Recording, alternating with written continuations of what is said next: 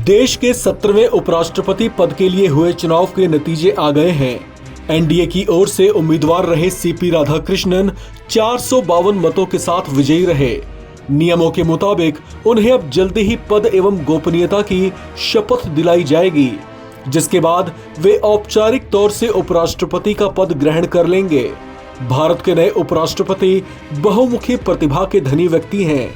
उपराष्ट्रपति का पद भारत के राष्ट्रपति के अधीनस्थ संवैधानिक पद होता है। संविधान के आर्टिकल 65 के मुताबिक ये पद राष्ट्रपति के डिप्टी का पद होता है, जिसे उपराष्ट्रपति के तौर से जाना जाता है। सीपी राधाकृष्णन इस गरिमामयी पद पर आसीन होने जा रहे हैं। देश के उपराष्ट्रपति उस समय राष्ट्रपति पद की जिम्मेदारियां संभालते हैं जब राष्ट्रपति का पद किसी वजह से रिक्त हो जाए, यानी राष्ट्रपति के निष्कासन, त्यागपत्र या राष्ट्रपति की मृत्यु की स्थिति में उपराष्ट्रपति ही इस पद की जिम्मेदारियों को संभालते हैं।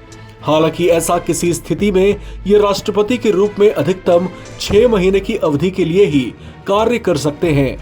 इन 6 महीनों में राष्ट्रपति के खाली पद को भरा जाना अनिवार्य होता है। देश के उपराष्ट्रपति की शक्तियों की बात करें तो ये राज्यसभा के सभापति की जिम्मेदारियां संभालते हैं। इस लिहाज से उनकी शक्तियां और कार्य लोकसभा अध्यक्ष के समान ही होती हैं।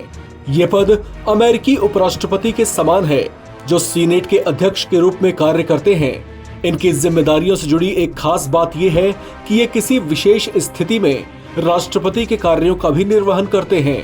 अपने इस भूमिका में वो आर्टिकल 97 के तहत राज्यसभा के सभापति को दिए जाने वाले वेतन या भत्ते के हकदार नहीं रह जाते। जब वे राष्ट्रपति के कार्यों का निर्वहन करते हैं, तब उपराष्ट्रपति राज्यसभा के सभापति के पद के कर्तव्यों का निर्वहन नहीं करते हैं। ऐसे में राज्यसभा के उपसभापति आसन पर विराजमान होते हैं।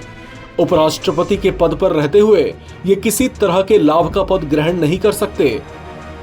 देश के उपराष्ट्रपति को मिलने वाले वेतन की बात करें तो इनके वेतन का निर्धारण संसद अधिकारी के सैलरी और भत्ता अधिनियम 1953 के तहत होता है। इन्हें उपराष्ट्रपति पद की सैलरी नहीं दी जाती, बल्कि इन्हें राज्यसभा के सभापति के तौर पर सैलरी और सुविधाएं दी जाती हैं। रिपोर्ट्स के मुताबिक इस पद पर आसीन शख्सियत को हर महीने 4 लाख रुपए सैलरी मिलती है।